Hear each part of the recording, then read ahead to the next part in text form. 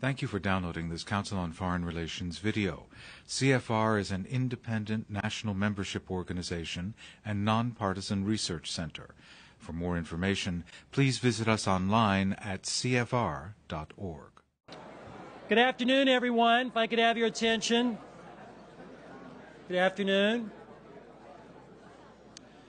Welcome to today's Council on Foreign Relations meeting. And this meeting is entitled A New Foundation for Growth, Assessing the Economic Recovery and Future. Surely a critical topic for today and for always. This is part of the McCullough series on international economics at the Council. The next meeting of the series will be September 9th with Charles Evans, who's the president of the Chicago Fed. I'd like to take this moment to remind you of a little bit of housekeeping. Turn off your cell phones, Blackberries, any other such devices. And to remind everyone and our speaker that the meeting is on the record. Council members around the nation and the world are also participating in this meeting via web conference. It's a real treat today to have Peter Orszag, who of course is the OMB director, in a very brainy administration. He still stands out as among the smartest people in Washington. He has a very distinguished career as an economist. Prior to coming to OMB, was the director of the CBO, had been at the Brookings Institution, at the Hamilton Project, the National Economic Council, and the Council of Economic Advisors. Princeton University grad and a PhD in economics from the London School of Economics. Peter, the floor is yours.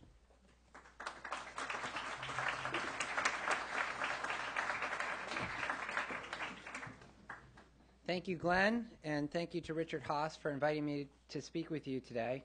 And thank you all for being here. Over the years, the Council on Foreign Relations has made substantial contributions to the intellectual life of this city and our country, creating the space for academics and strategists, public servants, and diplomats to think through the most important policy issues of the day. Now that I'm back in government, let me say that your work is invaluable to those of us who are entrusted with making and implementing public policy. Your work on the global economic crisis is a case in point, and that is my focus with you this afternoon. I want to describe the administration's response to the most severe economic and financial crisis of my lifetime, along with our approach to laying a foundation for sustained economic growth and broadly shared prosperity. I do not need to, nor will I, review for this audience what brought us to this point, what precipitated the extraordinary economic and financial crisis that hit us last fall. But it is worth noting that weeks before he took the oath of office, the president was already focused on that very topic. So focused, in fact, that I spent my entire birthday in mid-December in a conference room in Chicago meeting about this very topic. The only break was a cake brought in by the president-elect himself. Now, once a birthday has come and gone, for most of us, we don't want to turn the clock back. But not for me, at least not this year. And that's because in reviewing where we were at the end of 2008 and the discussion during that December meeting, it is no exaggeration to say that the economy was in the midst of a severe collapse. In the fourth quarter of last year, real GDP was declining at a rate of more than 6% on an annualized basis. In that quarter alone, household net worth fell by almost $5 trillion, declining at an annualized rate of more than 30%. And in terms of employment, the fourth quarter saw a loss of 1.7 million jobs, the largest quarterly decline since the end of World War II, and exceeded only by the number in the first quarter of this year of 2.1 million jobs lost. This slowdown in economic activity created a pair of trillion-dollar deficits. One was the budget deficit, which had ballooned to $1.3 trillion even before President Obama walked into the Oval Office. The other was the deficit between what the economy was producing and what it could produce. This so-called output gap amounts to about 7% of the economy, or roughly $1 trillion a year. Facing this GDP deficit, the consensus from economists across the spectrum was that government needed to bolster macroeconomic demand, jump-starting economic activity, and breaking a potentially vicious recessionary cycle. Simply, and to a degree that had not been experienced in more than half a century, we needed to bring the economy back from the brink.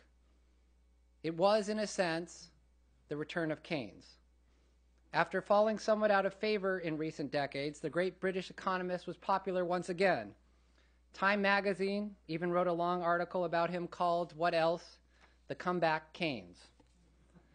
And the lesson most taken to heart from Keynes's writings was that at periods like that, we needed massive government activity to plug the gap in economic performance. But there was another task for government, one that was equally important and one that was also noted by Keynes, and that involved restoring confidence.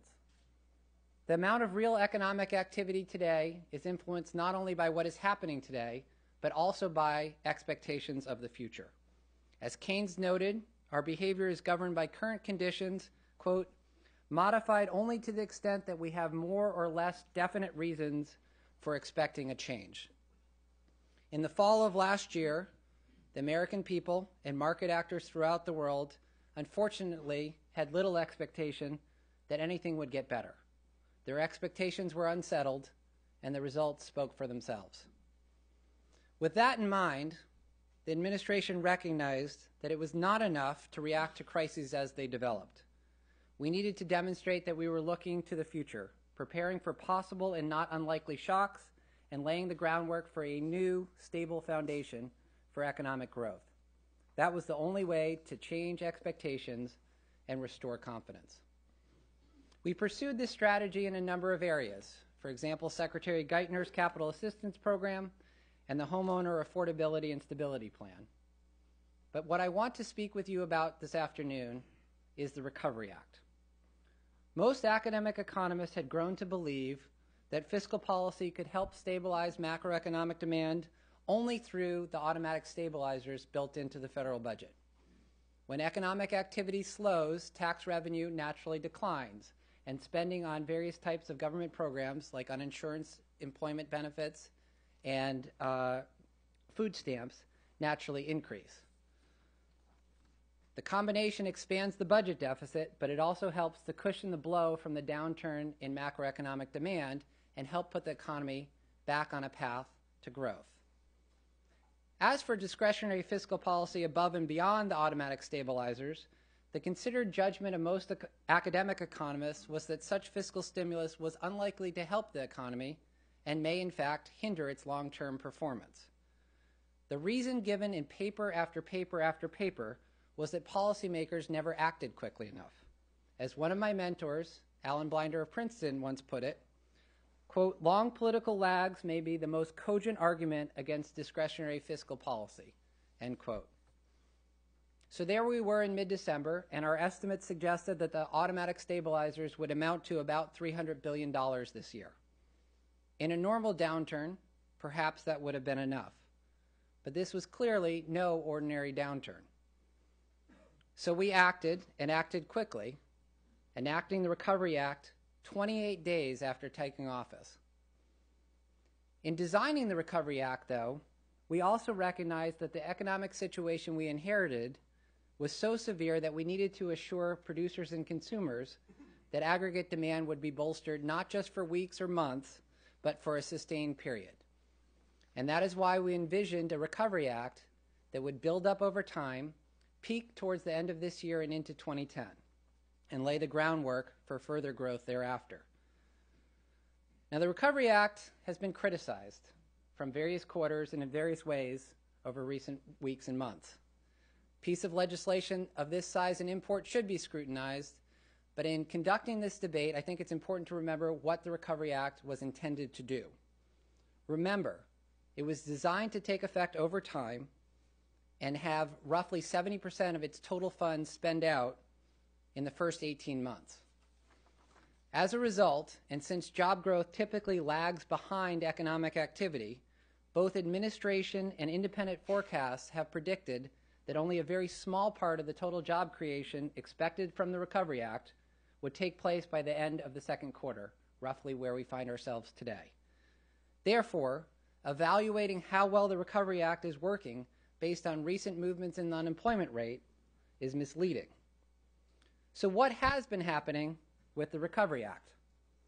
After 5 months, and despite what you might have heard in the media, implementation of the Recovery Act is actually on schedule. Indeed, if anything, according to the Government Accountability Office, it's slightly ahead of schedule. Roughly $220 billion in relief has already been obligated, more than a quarter of the total size of the relief of the Recovery Act, including $43 billion in tax cuts to working families and first-time homebuyers, and $180 billion across areas such as aid to state and local governments, expansions in food stamps and unemployment insurance benefits, and new investments in education, housing, and transportation projects. The pace will ramp up considerably over the summer and continue next year as planned, and will continue to have an economic impact. So what is that economic impact? Goldman Sachs, for one, projects that the Recovery Act will add about 3 percentage points on an annualized basis to GDP in the second quarter, and have a similar effect in the third quarter. To be sure, other analysts may reach slightly different quantitative conclusions than Goldman Sachs, and in any case, we have a way to go before anyone should be satisfied with our economic performance. Nonetheless, it is becoming increasingly clear that the economy is no longer on the brink of disaster. The equity markets have rebounded and credit markets have thawed. The so-called TED spread, an indicator of distress in private credit markets, was typically below 50 basis points before the crisis hit. Last fall, it reached nearly 5 times that level, peaking at roughly 460 basis points in October. It has now returned to more normal levels of under 50 basis points. And the consensus among private forecasters is that economic growth will return at some point later this year. To economists, these statistics may provide some measure of comfort. But let's be clear, these numbers are cold comfort to the millions of Americans who are looking for work. And as the President has said, this year will continue to be a difficult one for the American economy, and particularly and unfortunately for American workers. Part of this is because to reduce the unemployment rate, the economy must grow at approximately 2.5% per year. In addition, as an economic recovery takes hold, firms are initially reluctant to hire additional workers and instead tend to expand the number of hours worked by those who are already employed. These factors help to explain why unemployment lags behind a general recovery. Indeed, in the last 2 recoveries, the peak unemployment rate occurred a year and a half after the recovery had begun. In addition to this traditional relationship, there are 2 other labor market phenomena possibly unique to this crisis that should be monitored. The first is that with the shift away from defined benefit pensions and towards 401ks and other types of defined contribution pensions, workers are now increasingly exposed to the financial risks associated with their own retirement assets. The decline in financial markets could therefore be leading some workers to forestall retirement when they would not otherwise have done so in past downturns. Indeed, labor force participation rates provide some support for that concern. Since the end of 2007, labor force participation rates have increased by about 1% among older men, while declining by about 1% among younger men. Whether this is simply a continuation of past trends towards later retirement or a reflection in the structure of a retirement system is something worthy of further study. Second, an important factor that tends to hold down unemployment during normal times is geographic mobility, workers moving to where the jobs are available. Given the difficulties in the housing market, that mobility may be temporarily constrained, thereby raising the unemployment rate. Again, it's unclear to what extent these particular factors have contributed to the apparent change in the relationship between unemployment and economic activity over recent months, what economists refer to as Okun's Law. Nonetheless, that connection does seem to be much different than traditional relationships suggest. Indeed, unemployment rates are now 1 to 1.5 percentage points higher than one would have predicted given economic activity and the traditional relationship between that activity and unemployment. These are all interesting analytical questions, but the bottom line is that we expect the unemployment rate to remain stubbornly high over the next few quarters, even if economic activity itself picks up steam. So we will have to be patient. We will have to be vigilant in looking for opportunities to help, and we will have to make sure that we not just bring back the economy of the past, but rebuild a new economy of the future. In other words, rescue alone is not enough. We must also build a new foundation for economic growth. Earlier this year, the President laid out the 5 pillars of this new foundation: new rules of the road for our financial markets, investments in education, building a clean energy economy, reforming healthcare, and restoring fiscal discipline. With the time remaining, I want to say a few words about healthcare. In case you haven't noticed, healthcare has been in the news a little bit recently. The evidence is clear that the biggest threat to our economic future and our fiscal future is the rate at which healthcare costs grow. If healthcare costs grow at the same rate over the next 4 decades as they did over the past 4, Medicare and Medicaid spending go from about 5% of the economy today to roughly 20% of the economy by 2050. That's the entire size of the federal government last year. Our fiscal future is so dominated by healthcare that if we succeed in reducing the growth rate of healthcare costs by merely 15 basis points, 0.15 percentage points per year, the impact on our long-term fiscal gap is as large as eliminating the entire actuarial deficit in Social Security. The fiscal importance of healthcare reform is indisputable. Yet in the current debate, there's been a lot of controversy surrounding whether the legislation moving through the House and Senate accomplishes our fiscal goals or not. So let me be very clear. The President will not sign a health care reform bill that is not deficit neutral with hard scorable savings over the next decade and achieves a stable trajectory as the decade ends. In addition to reforming health care in this deficit neutral way, the President has also insisted that we take additional steps to transforming our health care system towards one that delivers better care rather than more care. Right now, we have the opposite. The system is geared towards more care rather than higher quality care. Let's take NYU Medical Center, for example, one of this city's and the nation's best hospitals. The average Medicare patient there spends 31 days in the hospital during the last 6 months of life, compared to 28 days at Beth Israel and 23 days at Columbia Presbyterian. Or, moving outside of New York, compared to 17 days at Mass General and 12 days at Stanford. These are all top medical centers. The doctors and nurses there are world-class, and any one of us would love to be treated there. And I'd also note these statistics control for the differences in the patients who show up at those hospitals. So why are people being hospitalized for more days on the East Coast versus the West Coast, on the East Side versus the West Side, and across different regions of the United States? Who's right? Who's providing the best care? The answer is, right now, we don't know. There is a distinct lack of information about what works and what doesn't. And the available evidence, if anything, suggests that the higher cost hospitals in the higher cost regions deliver lower quality care, not higher quality care. And therein lies the opportunity. By replicating the best practices in the high quality, low cost regions and hospitals, we can boost quality and constrain costs over the long term. But this is going to be difficult work. To bring about this transformation to a digitized, rapidly learning health system, the administration has put forward initiatives such as health information technology, research into what works and what doesn't, and changes in provider incentives. And it's why the administration particularly supports and Congress is currently considering changes to the process of policymaking so that policy can keep pace with a dynamic healthcare market.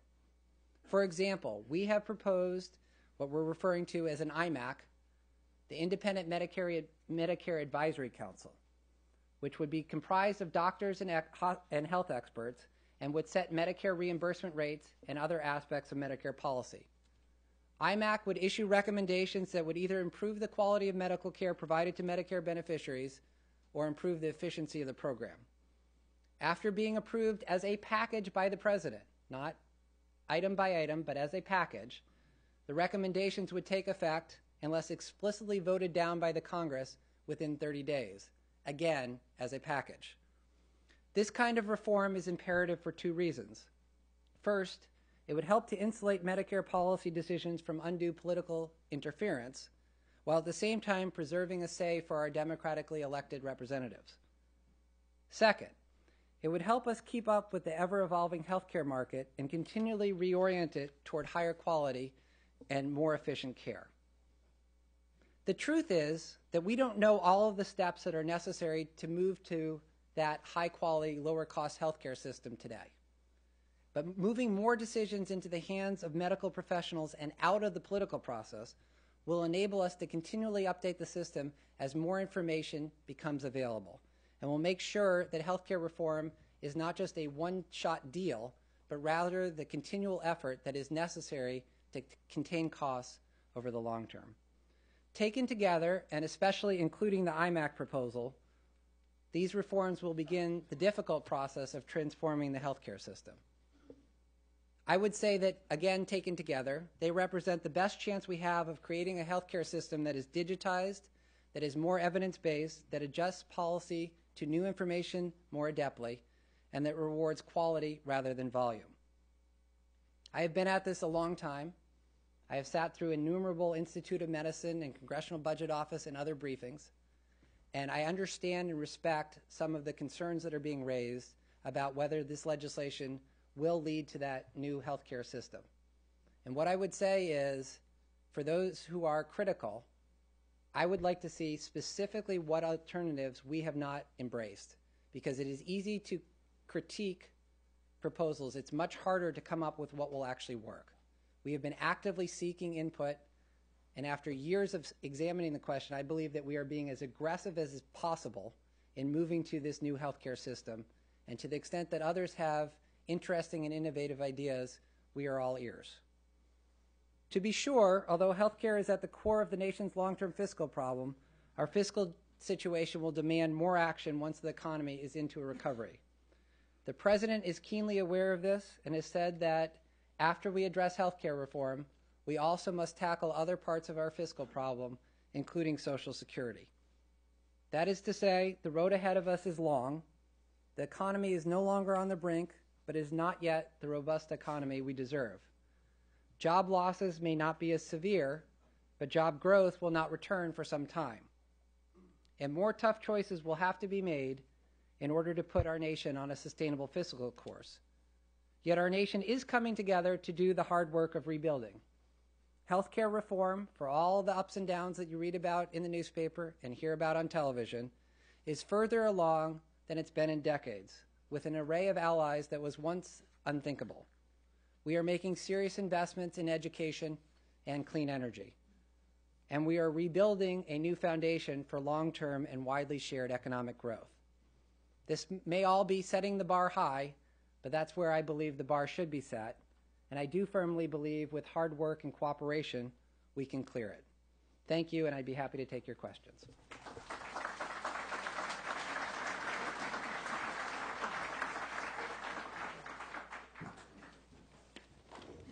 Thanks very much, Peter, for those remarks. You are the first OMB director in the era where the B word used to be the bad one. Now it's the T word to get anybody's attention, T for trillion, of course.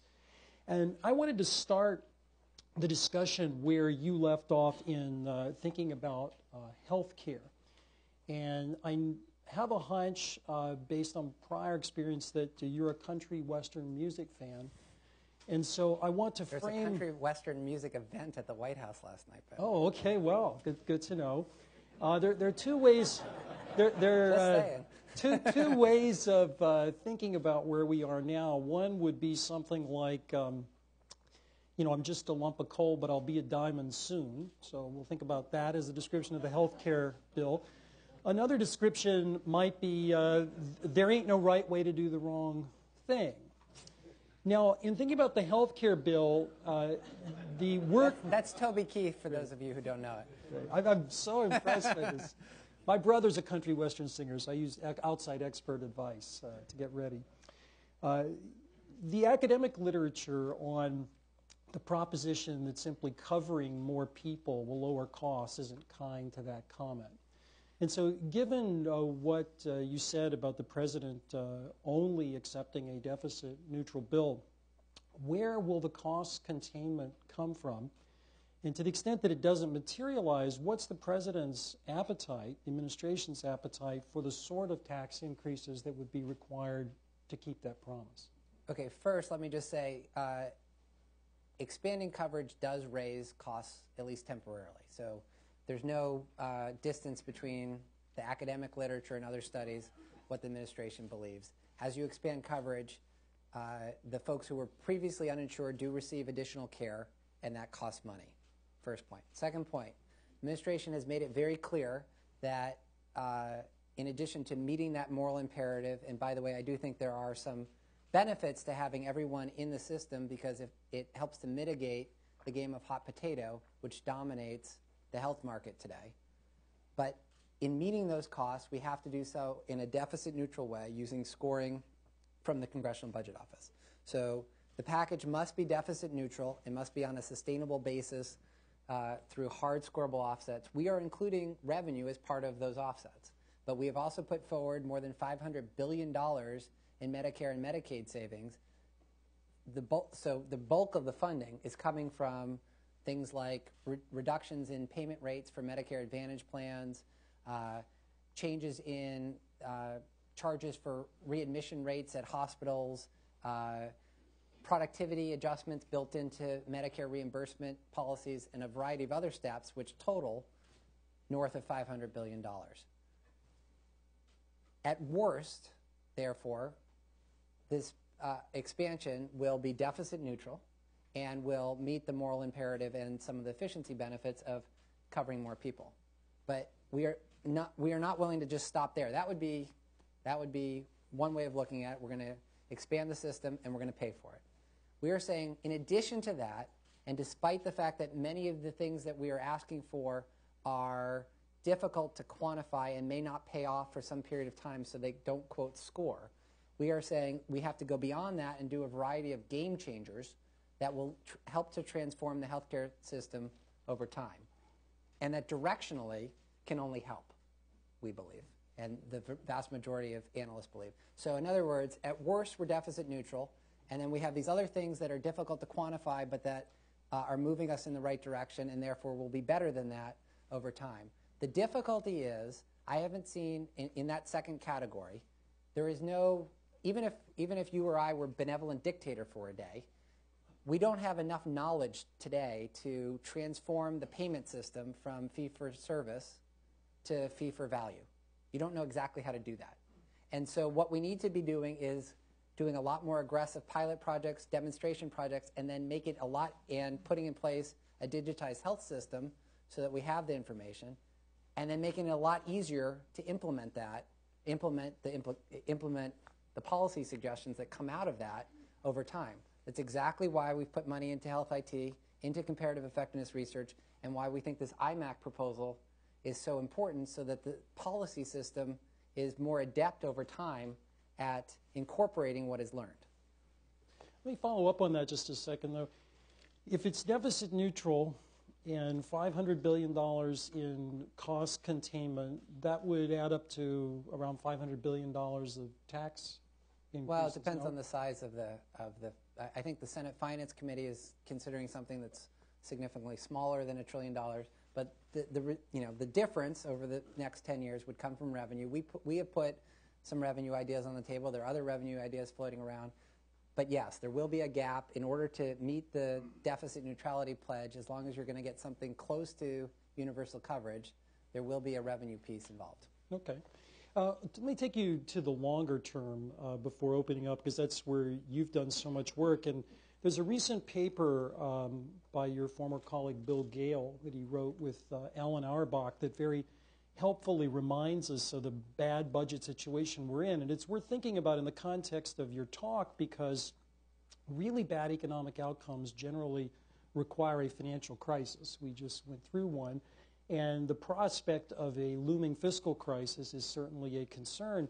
Auerbach and Gale opine that even under the administration's budget, the deficit to GDP ratio after 10 years would be about 5.5%. Bad, but something we all know. But what's truly alarming in their paper would be the notion that if you looked over the long horizon, so-called infinite horizon, the fiscal gap is on the order of 9% of GDP, by which I mean you would have to cut spending today and permanently by 9% or raise taxes by 9%. Given the shares of federal taxes and federal spending in GDP today, those would be big swings whichever we go. Does the administration have a view on whether that is or isn't a problem? And if so, what would be the response? Is it a spending cut or tax increase? Well, first, let me say the other interesting part of that paper is that roughly half of the long-term fiscal gap comes from policies that were adopted within the past, say, 8 years, that were not, just to take a random period, that were not offset. So one of the key things, again, that we're demanding is that this new policy initiative have hard, scoreable offsets. If that had been done with regard to the policies that were put in place over the previous 8 years, the size of the long-term fiscal gap would be half of what it is. So a key principle is don't make it worse. And I think that is a big difference relative to, for example, the Medicare prescription drug benefit. The second point is, again, coming back to health reform, one of the reasons we're starting there is that is the key driver of this long-term fiscal gap, again, as the paper notes. So the calculation I gave you of Medicare and Medicaid spending, if you slow it even by 15 basis points a year, 0.15 percentage points, that's as large as eliminating the actuarial deficit in Social Security. Unless we put the system, the healthcare system, on a path where it is plausible that over time you'll have intelligent cost containment measures put in place, there's nothing else we do will matter. We are on a path with regard to healthcare spending that we can take all of the traditional policy steps we want to, and unless we get that problem under control, it won't really make that big of a, we will still be on an utterly unsustainable course. So that's why we wanted to start with putting in place structural changes that, again, it's not a one-off thing, but that over time lead to some hope that you could contain healthcare costs over time. And then it is true, there would still be an underlying problem that we would need to deal with. And part of that will involve Social Security reform, and part of that will involve more traditional fiscal measures. So I would say the administration is concerned, but I guess the theory of the case is we're tackling the big thing first and trying to get that structure right, and then turning to the other pieces. And throughout it all, and by the way, the House of Representatives on the floor today is considering statutory pay-go legislation, a core principle of don't do new things that you don't pay for, and at least don't make it worse. We would have been in a much better position today if we had followed that rule in the past. Okay, why don't we open up for questions? Wait for the microphone, and please identify yourself, sir. Thank you, Mr. Director. It's a very good presentation. My name is Roland Paul. I'm a lawyer. You mentioned in your remarks that on the economic stimulus program that it's supposed to peak at about the end of this year. And you also said that unemployment, the employer always lags behind other factors. What is your target number on whatever measurement you care to use, such as the GNP, employment, stock market prices, that you're looking for at the end of this year that you and objective economists would say the economic stimulus worked? Well, again, I think a variety of, first I should say, Paul Volcker once said, pick a number or a date, but never both. And sound advice. They're always, I don't want to give a false, I mean, we're forced to do this. You have to base budget projections and other projections on a set of assumptions. But I do want to emphasize that we are still in a period of significant uncertainty, and sort of caveat that up front. Second point is private sector forecasters, if you look at the blue chip forecast, for example, are suggesting, along with the Federal Reserve and others, some return to positive economic growth by the end of this year, point one. Point two is, if you look at the analysis that's being done of the money being injected by the Recovery Act, again, private sector analysts are suggesting that it's having a significant effect already in terms of economic activity as opposed to employment. Indeed, I think the best private sector forecast now for the second quarter GDP numbers that are likely to that will come out at the end of this month suggests something like -1 or -2%, kind of in that range, significantly down from the -6% that was occurring at the end of last year and early this year. If you combine that with the analysis that's suggesting the Recovery Act is having a 3% of GDP impact, a significant portion of the stepping back from the brink, going from -6 to something much smaller than that, is being attributed, in a sense, to the Recovery Act. So there are a variety of indicators that one can look at. You did, though, I think, get the main message, which is that unemployment is going to be something that will remain elevated, unfortunately, for some significant period of time, even after economic activity takes hold. Sir? Please wait for the...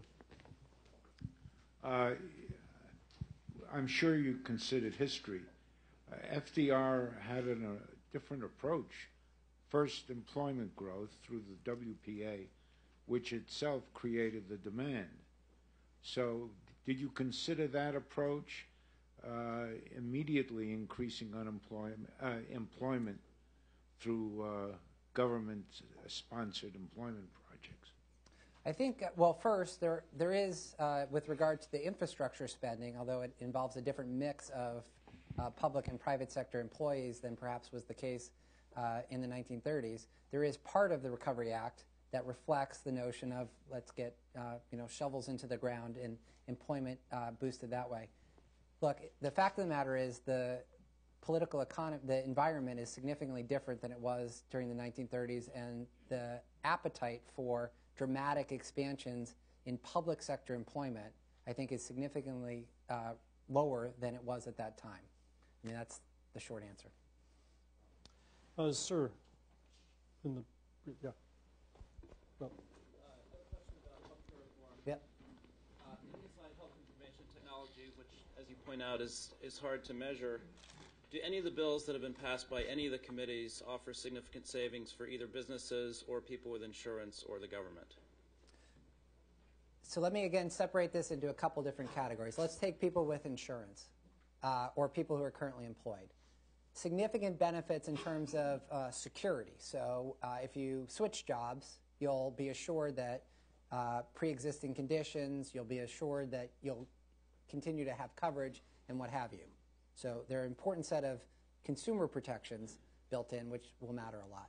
Second, with regard to insurance premiums for those currently insured, I guess there are a couple categories of effects. One is, to the extent that the transformation that we're discussing takes hold over time, that is the biggest driver of premiums over time is the rate at which healthcare costs are growing, and so it sort of collapses to the same question. But there is a more immediate set of effects that are likely to affect those with currently with insurance. First, by reducing uncompensated care, that is, by reducing the number of people who are uninsured, whose costs are shifted onto those who are insured, you will help to hold down or perhaps even reduce premiums for those who are currently insured. Second, there are a variety of administrative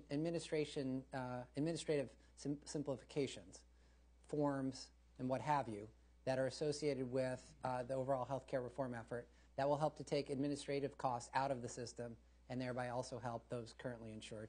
And then finally, actually in something that hasn't gotten as much attention as it deserves, there are a growing number of local insurance markets that are excessively concentrated, in other words, that are not fully competitive. And if you adopt the typical antitrust measure of 1,600 on the Herfindahl Index, the share of local insurance markets, anyone who got that in the room, anyway, the share of local insurance markets that are concentrated by that standard has increased dramatically over the past couple decades. By introducing an exchange and or a public option, you are expanding competition in those markets, and that should help to reduce premiums. For businesses, I think the key driver are not only those things, but frankly, again, what's happening to the rate of growth of healthcare costs over time. That is the key thing that we need to keep our eye on after 10 or 20 or 30 years. And I'm going to come back again and say something that I mentioned. It is extraordinarily difficult to imagine bending the curve on healthcare costs without a change in the structure of healthcare. Digitized, using information more intelligently, changes in financial incentives, and a change in the policymaking process through which we affect those things. So I think it's easy to say, well, this won't work, that won't work, this won't work, that won't work. But unless we're trying all of those things and then have a process through which we are learning and adapting, it's hopeless. And so a huge change here, not only the stuff that was already done as part of the Recovery Act, the $19 billion for health information technology, but changes, again, in the process through which we set healthcare policy, I think is absolutely essential to businesses, and frankly, the same answer for governments. I would note it's not just the federal government, but state governments that are struggling with healthcare costs. Medicaid costs are assuming a larger and larger share of state budgets, and that's causing problems elsewhere, like in higher education. Let me ask a question from one of the national members, Peter Catherine Ward from San Diego, who wants you to channel empire. So think about your inner Crassus, not Pompey for you, since you just killed the F-22. But one of the popular schools of thought is that history has shown that the powers of empires of the past is heavily dependent on their continued economic strength.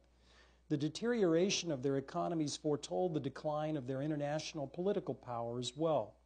Not to say that the U.S. is an empire, but what do you think of that argument? If it makes sense to you, how are you finding that set of concerns is influencing the way you construct and present to the public your efforts on the budget?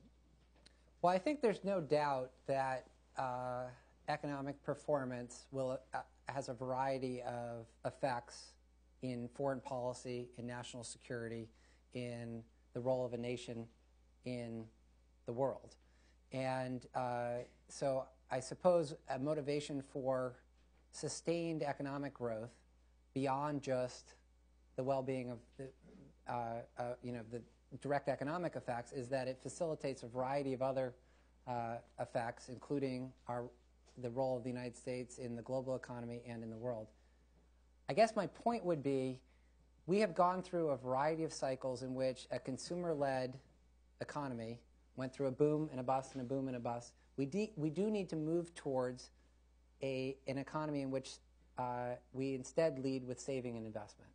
There's no good outcome that comes from the world's leading economic power on a sustained basis saving 1% of its national income, which is what was happening for the past decade or so.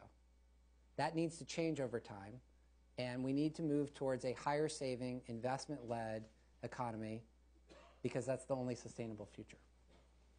Okay. Sir.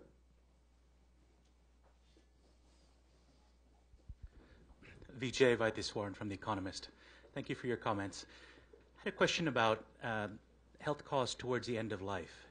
A significant share of health spending does come in the months before the end of life. Some have observed that the U.S. makes a disproportionate share of spending through technological interventions, heroic interventions, arguably overinvest in this area, and that we can't come to grips with health inflation until we change the social compact on that front. Others argue that, in fact, this gets great outcomes on over 65 or over 80 measures. Unlike many other health metrics, the U.S. does better than most rich countries, and this is very popular. Everyone wants to save Granny with the last possible penny when it's perceived to be someone else's penny that's being spent. I wonder how you think about this problem. Do we overinvest, and how do we come to grips with this large part of the puzzle? Well, as you noted, a very significant share of spending does occur near the end of life, and frankly, a lot of the variation that I was discussing is in fact, the examples I gave were for the number of days in hospital in the last 6 months of life. So by definition, that was speaking to the type of care provided towards the end of one's life. And it's not just days in hospital. Remember, NYU Medical at 31 days and Stanford Medical at 12. I mean, that's a very dramatic difference. I think the question we really need to be asking is, especially in those settings, what is actually in the patient's best interest in terms of the quality of care delivered? I frankly think a lot of the world's best medical centers, Stanford, Mayo Clinic, Cleveland Clinic, are doing a better job at delivering effective, high-quality care without excessively high costs. So another way of putting it is, it's not just I don't want to be put in this sort of green eye shade, we have to save money towards the end of life, but rather, who would want to spend 31 days in the hospital if you could be treated just as effectively, if not more, with 12 days in the hospital? Who would want lots of unnecessary tests which pose risks if they're not actually helping you? And so we need to be much more aggressive at figuring out why those practice norms vary and what's driving them. And I think in a lot of cases, it's because we don't actually know what works and what doesn't, and we have a payment system that accommodates doing more even if it doesn't do anything. And it's stunning how part of that involves moving towards a digitized health economy. I'll give a little vignette which I just find quite striking. If you go to a hospital and say you have lower back pain, it's possible that there's a problem with your nerve or with the bone. And up at Mass General, they hadn't really digitized the treatment patterns. They finally did and started comparing what happened, because it was almost random whether you went into the neural or the musculoskeletal part of the hospital. It turns out the rate of spinal MRI ordering was dramatically different depending on what modality you entered the hospital through. Didn't make any sense. They finally sat the radiologists and others down and said, let's develop a protocol, narrowed the variation, and reduced costs. That's a little vignette. That has to happen time after time after time again, and we won't get there unless we have more universal health IT, a system for doing those kinds of evaluations, and frankly, a payment system that doesn't just reward more spinal MRIs. Because again, if you don't need a spinal MRI, you don't want to get one. Memo to New Yorkers, Columbia Presbyterian is kinder and gentler than NYU. You guys did all right. That is I'll take that back to the University Budget Committee. Yes.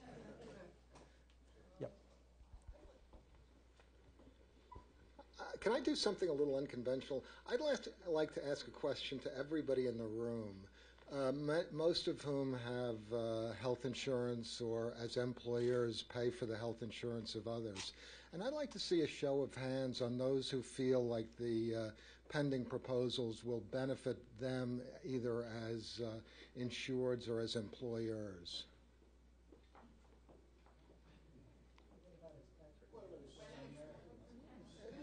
When? Anytime in the next 5 years, let's say. And a show of hands who think that the costs are going to outweigh the benefits of the proposals on the table. And a lot of don't knows. Okay. Okay, now you're not voting on the inefficiency of the plan. You're letting me know you want to ask a question. Yes, yes, ma'am. Okay, Esther Dyson, on this same topic, it seems to me the real problem is not the cost of care is bad, but the real issue is the need for care in the first place. I have a couple of impractical proposals. Maybe you could come up with something better. One is to train unemployed workers as gym teachers. Another is to start taxing high fructose corn syrup and other things like that. Can you come up with something better that addresses not the crisis, but the cause of the crisis, which is the unhealthiness and the chronic self-imposed diseases? Well, let me say two things, or several things. First, you're absolutely right. The vast majority of the determinant of your health is not the healthcare system, but rather a little bit what you inherited, and a lot your behavior, your diet, exercise, attitudes towards stress, and what have you.